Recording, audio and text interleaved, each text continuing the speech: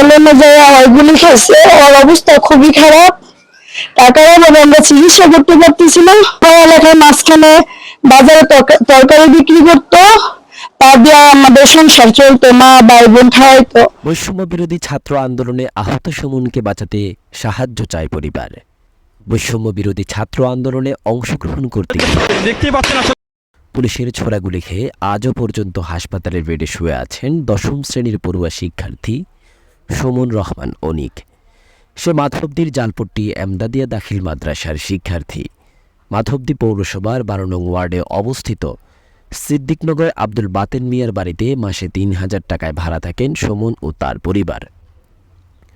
পরিবারের সুমনের বাবা না থাকায় পড়াশোনার পাশাপাশি কাজ করেই মায়ের ঔষধ কেনা থেকে পরিবারের ভরণ পোষণও মেটাত সে। তার মায়ের দাবি, গত 18ই জুলাই মাধবদীতে আন্দোলনে অংশগ্রহণ করতে গিয়ে পুলিশের ছোড়াগুলিতে আহত হন সুমন। সুমনের শরীরের এক অংশ দিয়ে গুলি ঢুকে অন্য অংশ দিয়ে ছিদ্র হয়ে বের হয়। তারপর থেকে তাকে ঢাকার কর্মীটোলা হাসপাতালে ভর্তি করানো হয়। হাসপাতাল কর্তৃপক্ষ ফ্রিতে চিকিৎসা দিলেও তার ঔষধের খরচ বহন করতে পারছে না তার মা। তাই ছেলেকে বাঁচাতে সবার সহযোগিতা চায় সুমনের মা আমিরুল। আমি গরিব মানুষ, কাম করে বাঁচতে চাই। আমি রাস্তাটা করলাম বিদেশ পাঠাইতে। 18 তারিখে বৈষম্য আন্দোলনের সময় সে ছাত্রদের সাথে মাঠে নামে, ওইখানে গুলিবিদ্ধ হয়। আজকে হচ্ছে 14 তারিখ। এই যাবৎ ওর পিছনে অনেকটা খরচ। সে আমার বাসায় ভাড়া থাকতো, আমার বেড়াতে ভাই। সেই সুবাদে আসলে বলা, আপনারা সবার জন্য দোয়া করবেন আর সাহায্যের হাত বাড়াই দিবেন। তার অবস্থা অনেক গুরুতর। সে এখনো আইসিইউতে আছে। এই পর্যন্ত 4টা অপারেশন হয়েছে। আজকে আবার অপারেশন থিয়েটারে ঢুকাইছে। ওরা বলতেছে যে বাংলাদেশের মধ্যে চিকিৎসা যতটুকু করা সম্ভব ছিল, এখন আপনারা দেশের বাইরে নিয়ে ট্রিটমেন্ট করান।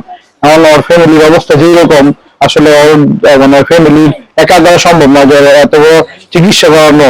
আমার বন্ধু মোহাম্মদ সুমন খুবই ভালো ছেলে ছিল। আমরা একসাথে ছোট থেকে একসাথে এবং পড়ালেখাও একসাথে। তো ওই কিছুদিন আগে খুব বাজেভাবে গুলি খেয়ে এখন হাসপাতালে আছে।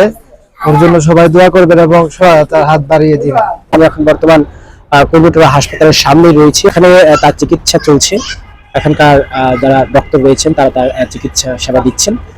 কিন্তু যে ওষুধপত্র তার কিনতে হয়, সেই ওষুধপত্র কেনারও সামর্থ্য এই পরিবারের নেই।